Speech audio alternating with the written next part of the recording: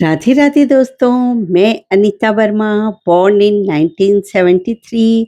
तो मैं आ गई हूँ कोलकाता में रथ यात्रा का मेला देखने के लिए, जो कि कोलकाता की पार्क स्ट्रीट मोड़ पर पिछले 55 सालों से लगाया जाता है। जब मैं यहाँ पहुँची दोस्तों, तो मुझे लगा कि मैं 1 घंटा लेट हो चुकी हूँ क्योंकि 4:30 का टाइम था। तो मैं जब पहुँची तब 5:30 हो चुका था। तो मुझे लगा कि मैं तो 1 घंटा लेट हो गई, रथ निकल चुका होगा। मगर यहाँ पहुँचकर पता चला कि मतलब इस्कॉन मंदिर से रथ 3-4 घंटे लेट ही निकला है, क्योंकि रथ को निकलते समय चक्के में कुछ प्रॉब्लम आ गई थी। तो इसलिए रथ थोड़ी देर से ही निकला है और अभी बज चुके हैं दोस्तों रात का 7:30, मगर रथ का दूर-दूर तक अभी तक दर्शन नहीं हो रहा है। फिर भी लोगों का उत्साह कम नहीं है, मतलब कलकत्ता वासी पूरे उत्साह के साथ श्री श्री 108 जगन्नाथ जी का दर्शन करने के लिए बहुत ही उत्साह से खड़े हैं। और ये झांकियाँ आनी शुरू हो गई दोस्तों, इस तरह से बैंड बजाकर और इस तरह से झांकियाँ आ रही थी।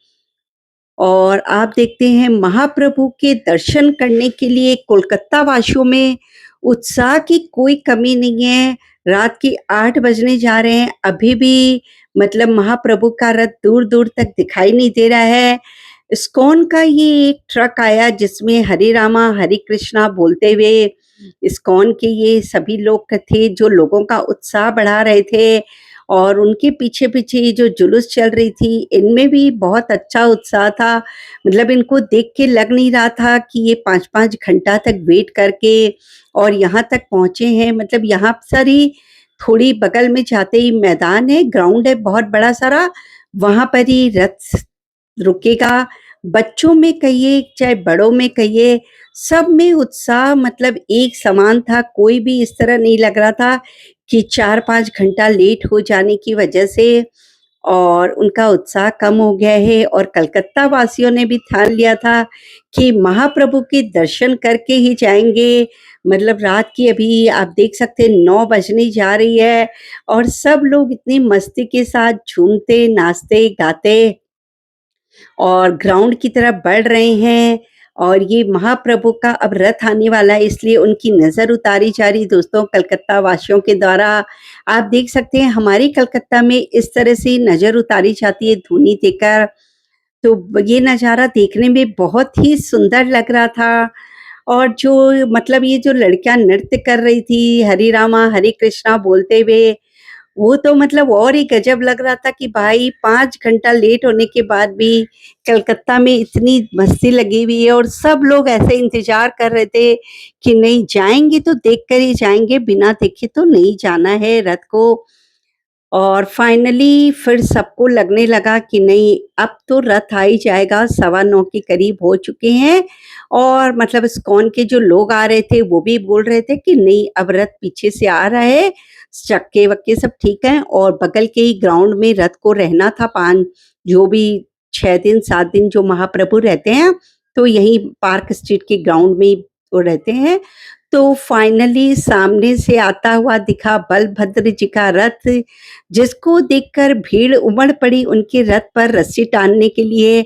मैं थोड़ी दूर ही खड़ी थी क्योंकि इतनी भीड़ में मतलब मुझे लगा कि कोई धक्का-वक्का ना मार दे, तो मैं थोड़ी दूर ही खड़ी थी। और उस बलभद्र जी के रथ के पीछे भी आप देख सकते हैं दोस्तों, किस तरह से डांस करती हुई औरतें आ रही है।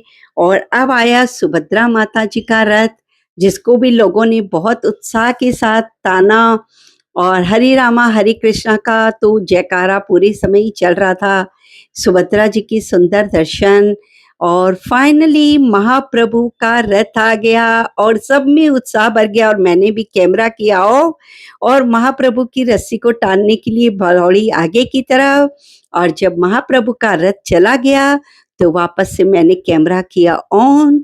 और अब मैं महाप्रभु के रथ के पीछे-पीछे जा रही हूँ क्योंकि पार्क स्ट्रीट के ग्राउंड में ही महाप्रभु जी अभी 6-7 दिन के लिए रहेंगे।